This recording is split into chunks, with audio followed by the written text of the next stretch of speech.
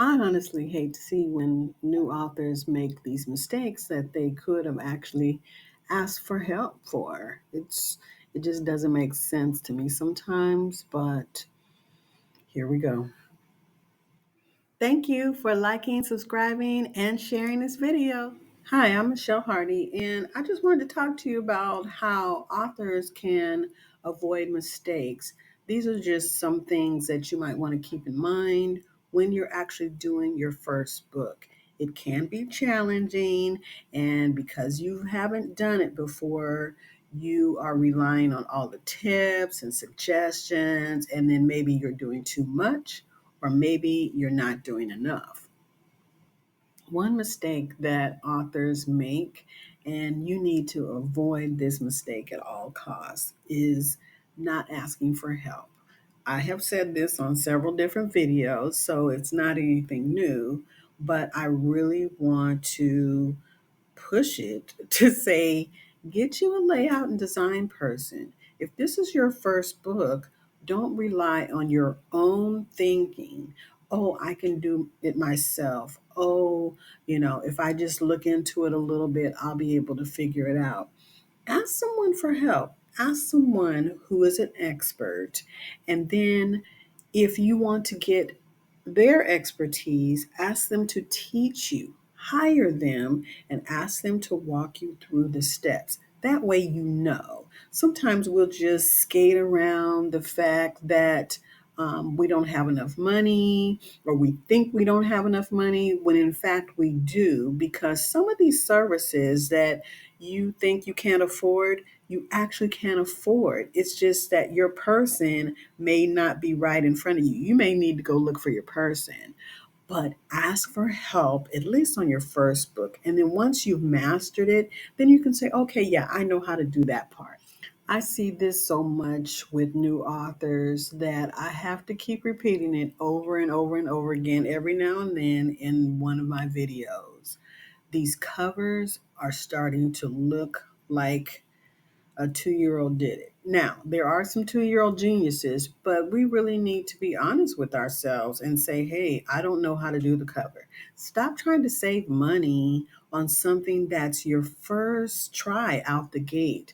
Get someone who's an expert, take their suggestions. If you don't like them, go back and give them something that you do like so that they can try to do a mock up of something similar. Not that exact book cover, but something that speaks to who you are.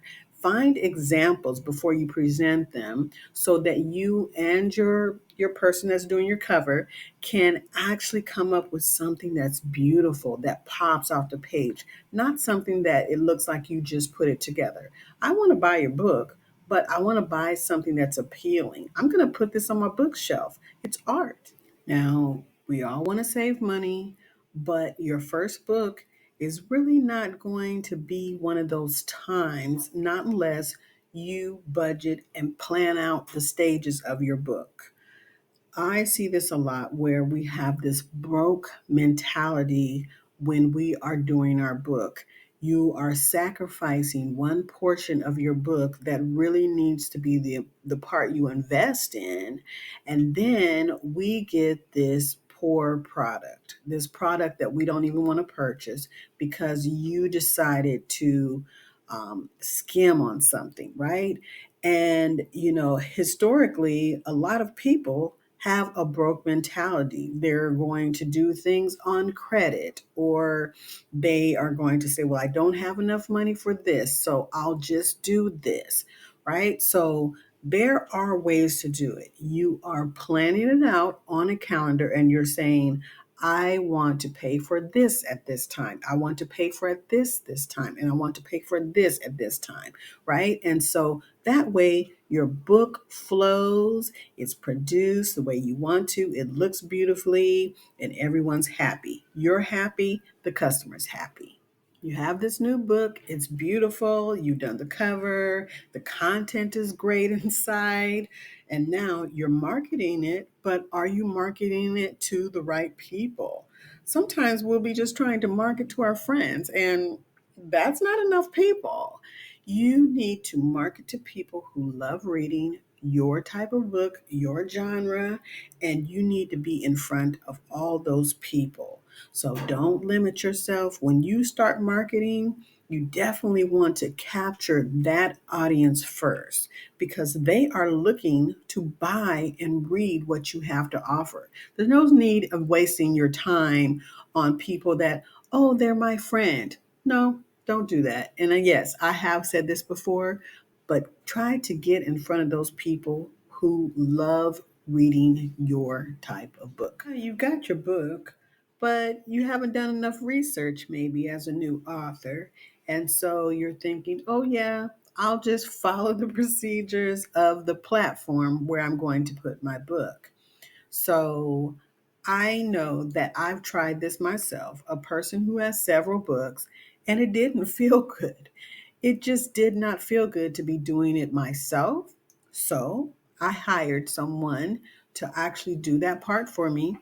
I have mentioned this before, but not doing the research to make sure that your book is going to fit into the dimensions of the platform. So they will offer several different sizes of books, right? The width and the height, all of that.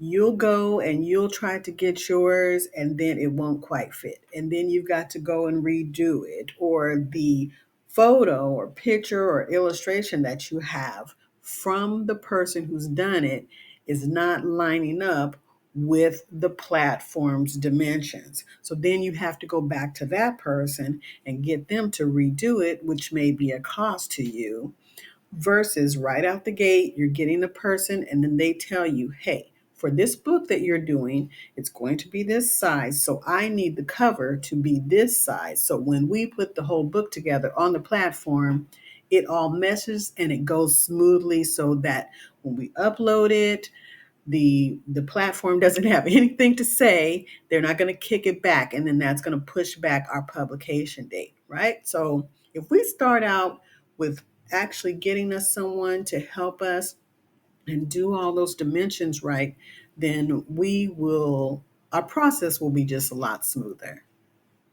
As a new author, you may have exhausted all of your people that you can sell your book to. And I have several books where I tell you how to expand your audience, how to get out there more in front of different people instead of just your friends, so to speak. And so sometimes we'll be pushing our book on people that don't want to read it. So, a way to do that is to look at the other videos that I have and also don't beg people to take your book or to read your book because they're your friend. The thing is to get outside of your comfort zone, get outside of your friend group, and you really need to be in front of or talking to people that want your book. I said this earlier in the video, but don't rely on your book to be purchased by all of your friends. Some of your friends don't even read books. Some people prefer the movie. Don't rely on them or just push them to buy something they are not going to get much use out of. Remember, 10% of the people who are buying your book are actually, your book, say 100 people, they're buying your book, 10% of those people are reading the book.